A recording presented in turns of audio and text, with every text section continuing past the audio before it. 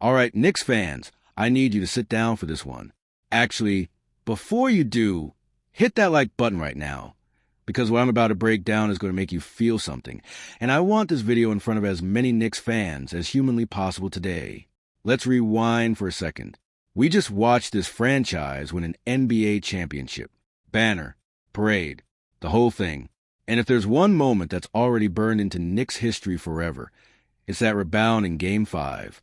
You know the one.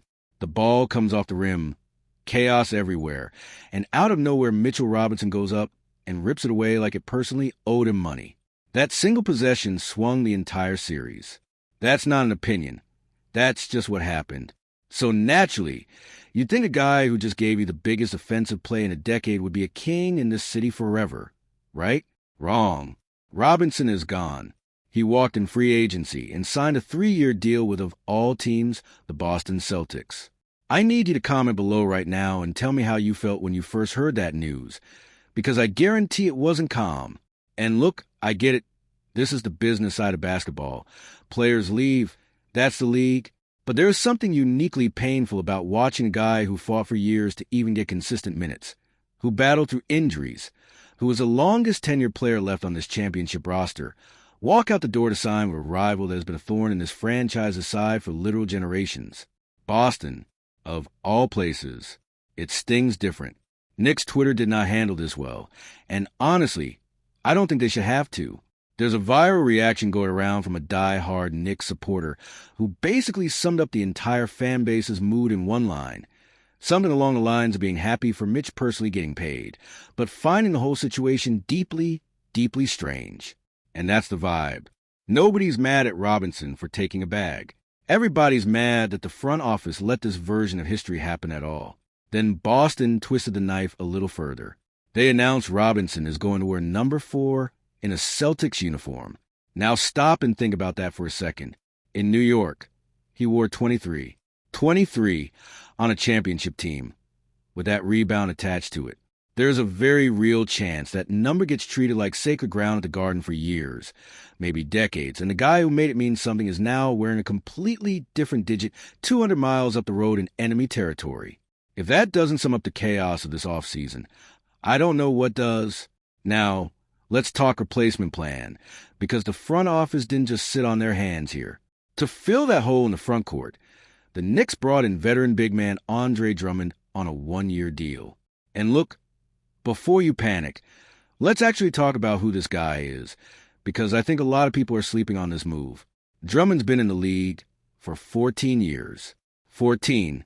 He came out of UConn after one college season, averaging around 10 points a game on a team that actually got bounced early in the tournament that year, and somehow he still ended up a top 10 pick going to the Detroit Pistons. Since then, the guy has rebounded basically everywhere he's been. He spent his most recent 2 seasons with the Philadelphia 76ers before landing with New York. This isn't a guy off the street.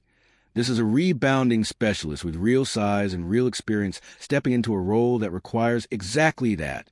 And here's the part that actually matters strategically. With Karl Anthony Towns anchoring the starting center spot, Robinson's whole job last year was coming off the bench, cleaning the glass, and giving KD a breather when the minutes piled up. That's it. That's the role.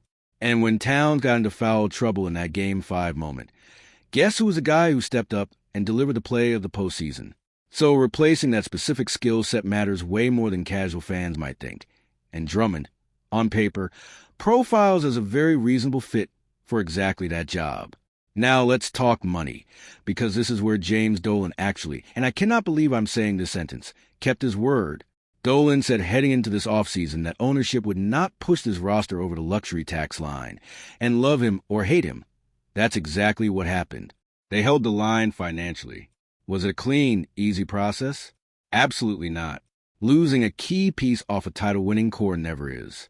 But management threaded the needle here, keeping the vast majority of this championship group intact while only losing one true rotation piece, and structuring the Drummond signing in a way that didn't blow up the books.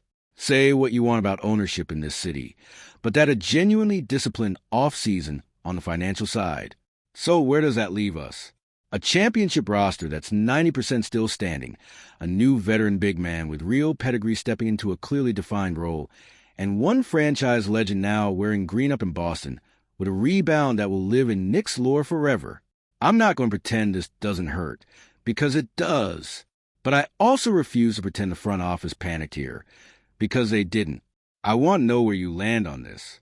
Drop a comment right now. Tell me if you're at peace with losing Robinson for a title, or if this one's going to sting all season long every single time Boston pops up on the schedule. And if this breakdown gave you something to think about, smash that like button. It genuinely helps this channel get in front of more Knicks fans who need to see takes like this. Comment section is open. I'm reading everything. Let's talk about it.